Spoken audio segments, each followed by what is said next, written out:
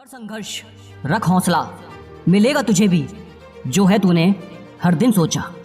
दोस्तों, अगर आप भी पढ़ाई में कमजोर हैं और लोग आपको कहते हैं कि तू नहीं कर सकता, तू नहीं बन सकता आईएएस, तो आज की कहानी आपको पूरी देखनी चाहिए, क्योंकि इस आईएएस ऑफिसर ने न केवल जिंदगी में फेल होना देखा, बल्कि लोगों के, समाज के हर ताने को सहकर खुद के दम पर अपना लक्ष्य हासिल किया।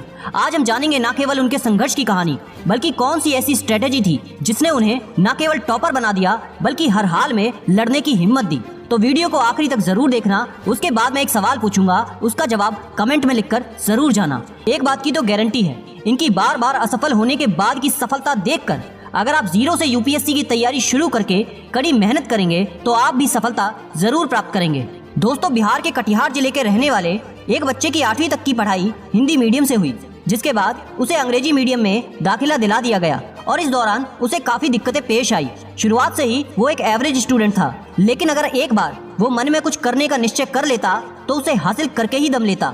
9वीं तक की पढ़ाई में वो कुछ खास नहीं था, लेकिन जैसे ही 10वीं कक्षा में प्रवेश किया तो उसने खूब मेहनत की और 90% अंक हासिल किए। लेकिन डिस्ट्रैक्शंस के कारण उसका सफर बहुत मुश्किल होने वाला था। उससे पहले एक जरूरी बात आप सबके लिए, अगर आप यूपीएससी की तैयारी कर रहे हैं तो दोस्तों, तैयारी को जांचने का, परखने का सबसे अच्छा तरीका होता है टेस्ट दें। तो दोस्तों, अब बात करते हैं उस बच्चे की।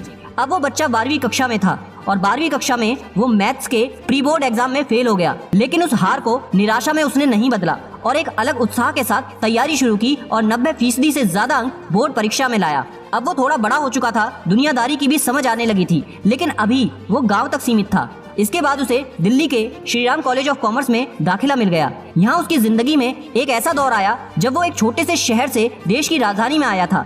यहाँ पर उसका पढ़ाई में बिल्कुल मन नहीं लगता था, जैसा बहुत से स्टूडेंट्स के साथ कॉलेज में प्रवेश करने पर होता है। मौज मस्ती में वो जीने लगा था। नतीजा ये हुआ कि अपनी ग्रेजुएशन में एक नहीं बल्कि कई सारे सब्जेक्ट्स में वो फेल हो गया। जब घर में उसके रिजल्ट्स के बारे में पता चला तो माता पिता ने उसे बहुत धमकाया, बहुत डांट लगाई।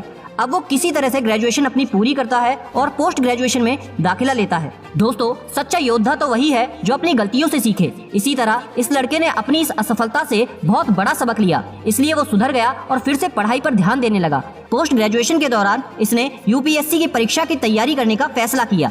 जब उसकी पीजी की पढ़ाई पूरी हुई, उसी समय से वो पूरे समर्पण भाव से और मेहनत के साथ यूपीएससी की तैयारी में लग गया। इस लड़के को अच्छे से पता था कि उसमें कमी है और सफल वही होता है जो अपनी कमियों को स्वीकार करके खुद को सुधारने की कोशिश करता है। इसने भी यही किया। खूब मेहनत से पढ़ाई की, नोट्स बनाए, जमकर टेस्ट दिए, परीक्षा के हर पहलू को ठीक से समझा और नतीजा ये हुआ कि अपने पहले ही प्रयास में ये लड़का 2017 में सेलेक्ट हो गया। लेकिन रैंक 677 आई थी। सिलेक्शन तो हो गया था, लेकिन दिल में कसक अभी भी बाकी थी आईएएस बनने की। इसलिए इस रैंक के साथ मिलने वाले पोस्ट से वो कतई संतुष्ट नहीं था। जब तक तोड़ेंगे नहीं तब तक छोड़ेंगे नहीं, और फिर से वो अपनी तैयारी में जुट गया।